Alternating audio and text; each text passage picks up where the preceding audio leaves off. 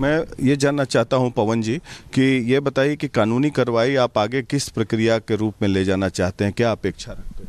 हम तो अपेक्षा रखते हैं कि हमको न्याय मिलना चाहिए और कोई अपेक्षा हमारी नहीं है। जो दोषी है उसको सजा मिलनी चाहिए। लड़ाई को लड़िएगा? हम लड़ेंगे अंतिम किस रूप में? जब तक न्याय नहीं मिलेगा उसकी अस्थि हम विसर्जन नहीं कर पाएंगे। उसकी अंतिम इच्छा को तो हम पूरी करेंगे। उसने तो अमेरिका के राष्ट्रपति को भी मेल लिखा है, वहाँ से भी इसके पास मीडिया वाले का फ़ोन आया अमेरिका से। तो भारत में अमेरिका के राष्ट्रपति का क्या काम है? वो तो हमारा लड़का जानेगा ना। वो इतना पढ़ा लिखा इंसान था कि उसकी को देश को ज़रूरत थी उसकी। वो रिसर्च मैन था, वो छोटा मोटा कोई इंजीनियर नहीं था। वो अपने आप में पढ़ करके उतना दूर गया था ना, तो उसको तो जानकारी थी कि यहाँ पर यदि वहाँ पर हम देंगे तो वहाँ से भी तो कुछ, नरेंद्र मोदी जी को भी तो कुछ वहाँ से आश्वासन मिले कि भाई आप इसको क्यों नहीं, न्याय प्रणाली को आप देख रहे हो।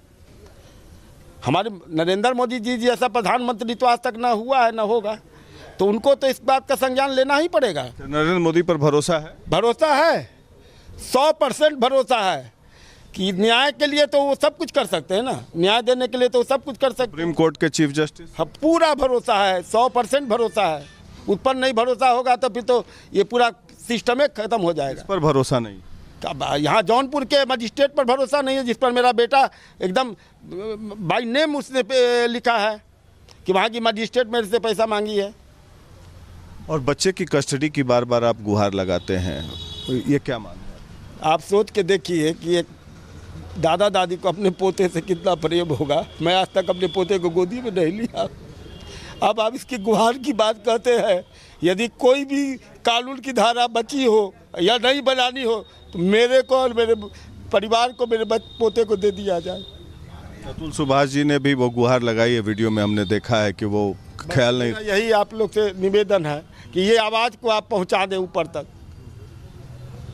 और मैं कुछ नहीं चाहता हूँ। लगता है वो बच्चा वहाँ पर सुरक्षित नहीं है? सुरक्षित नहीं है, एकदम नहीं है। 40,000 रुपया मेंटेनेंस का मांग के वो जौनपुर में पढ़ाती थी। आज पूछा उनमें कोई कहे कि 20,000 रुपया 4 साल के बच्चे पर खर्च कर रहे हैं, मानने वाली बात है? मेरा बच्चा जिस समय पैदा हुआ था उसका वेट कितना था, आज उसका वेट कितना है, इसको तो आप चेक कर लीजिए। तो जब वो जो आपकी बहू हैं वो खुद नौकरी करती हैं तो मेंटेनेंस की मांग कानूनी रूप से क्या जायज़ है? एकदम नाजायज़ है।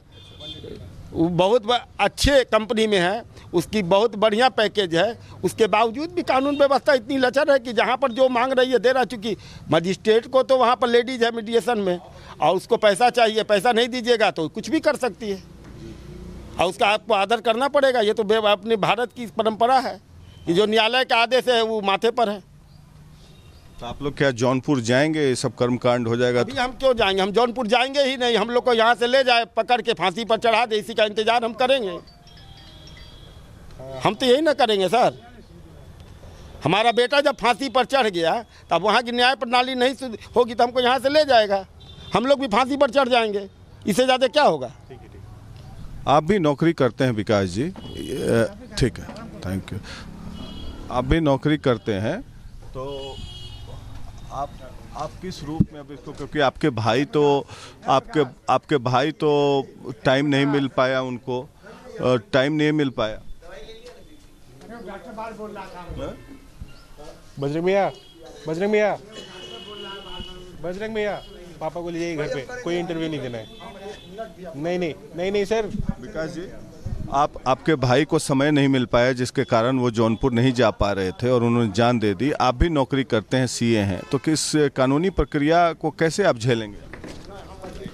सर अब तो ये ऐसा है कि जिसको जाना था उसने जो किया है वो मेरे लिए चैलेंज बन गया है। इसको जैसे भी मुझे करना है एट द एंड तक मैं लेके जाऊंगा इसे। जिस लेवल तक मुझे जाना पड़ेगा उस लेवल तक मैं जाने के लिए रेडी हूँ। आप मीडिया वालों से सिर्फ सपोर्ट चाहिए, हमें इस वजह से चाहिए क्योंकि ये जज के ऊपर हमने एलिगेशंस लगाए हैं और जज जो है इसमें शामिल है, तो हो सकता है वो प्रेशराइज आपको करें या प्रेशर मिले आप लोगों को कि इस केस को बंद किया जाए या समथिंग। बट हम एट द एंड अंतिम क्षण तक हम इसको लेकर जाएंगे। जस्टिस की जो हमारी डिमांड है वो जस्टिस हमें दिया जाए। जिस लेवल तक जाना होगा उस लेवल तक जाएंगे। सुप्रीम कोर्ट ऑफ इंडिया जो हमारी सर्वोच्च न्यायालय है, हम उनसे गुहार करते हैं कि वो इस मैटर को स्यू मोटो अपने अंदर ले, इसकी जांच करवाए और अपने अंदर एक कमेटी बिठाएं या जैसे भी उनको ठीक लगे। आपसे भाई की आखिरी बार कब बात हुई थी, उन्होंने क्या कहा था इस पूरे प्रकरण को लेकर? क्यों ये सब चीज़ विवाद जो है उत्पन्न हुआ और यहाँ तक बात पहुँची?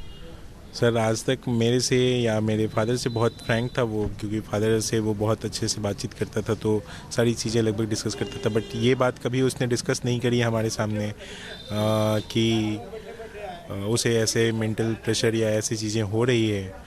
उसने कभी मेरे से शेयर किया होता तो शायद मैं उसे इस लेवल तक पहुंचने नहीं दिया होता, इससे पहले मैं निकाल लिया होता। तो मैं ये चाहता हूँ कि और मेरे से बात जो है वो लास्ट उसी दिन संडे को ही हुई है। मेरी शाम को बात हुई थी, मैंने कुछ अपने ग्रुप्स में फ़ोटो डाले थे, उस पर उसने कमेंट भी किए थे। फिर उसी से रिलेटेड मेरी बात भी हुई थी फ़ोन पे।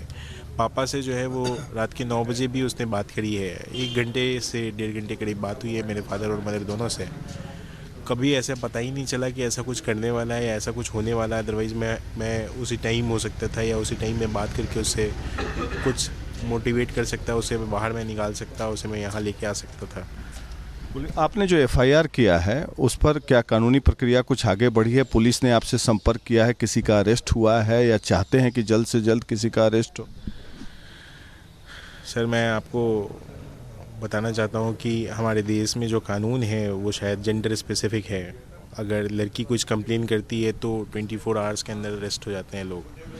अगर लड़के कंप्लेन करते हैं, सुसाइड वीडियो डालते हैं, सुसाइड नोट डालते हैं, तो इतना समय मिल जाता है कि शायद वो लोग भाग सकें, वो लोग अपने कहीं छिप सकें, कहीं कुछ हो सके। तो अभी शायद आप लोग मीडिया वालों के ही तरफ से हमें पता चला कि उनकी फैमिली शायद वो लोग वहाँ से भाग चुकी हैं।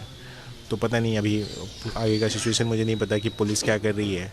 बट मैं आपको कुछ एक फ़ोटो दिखाना चाहता हूँ जहाँ पे एक लड़की जो है वो सुसाइड की थी आज से कुछ महीने पहले या कुछ दिन पहले।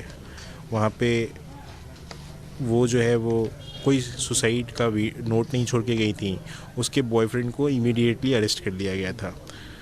और एक वहीं पे एक लड़के ने 20 मिनट का सुसाइडल वीडियो बनाया था, 3 पेज का एक नोट बनाया था, एविडेंस दिया था कि एक्स फियांसे जो है वो उसकी हरास कर रही है और एक्सटॉर्ट कर रही है। एफआईआर जो है वो 2 महीने बाद तक दर्ज नहीं हुए थे या 2 महीने बाद दर्ज हुए थे और एक्स फियांसे को अरेस्ट भी नहीं किया गया। ये है उनकी फ़ोटो जो आप दिखा सकते हैं। एक और घटना मुझे याद आती है जो मेरे जेहन में है। एक आईएएस अफसर थे, उन्होंने भी ट्रेन से कटकर अपनी जान दे दी थी। तो इस तरह की घटनाएं जो हो रही हैं बार बार समाज में, तो क्या आपको लगता है कि जो लॉज हैं उसको थोड़ा अमेंड करने की ज़रूरत है या पैनी निगाह रखी जानी चाहिए? ये बड़ा सवाल बन रहा है, खासकर अर्बन एरियाज़ में ये ज़्यादा देखने को मिल रहा है। ये कानून इसलिए बनाया गया था कि महिलाएं प्रताड़ित हो रही थी, ये भी सच्चाई है।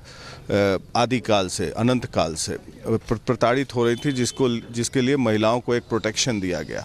लेकिन हाल फिलहाल में अर्बन एरियाज़ में ये देखा गया है कि इस तरह की घटनाएं काफ़ी हो रही हैं, जो आपके भाई के साथ। सर ये सिर्फ अर्बन एरिया की बात नहीं है, ये अब आज के डेट में हर जगह पूरे भारत में ये चीज़ें हो गई हैं। आप अर्बन में हो सकता है कि नंबर ऑफ़ केसेस ज़्यादा मिले,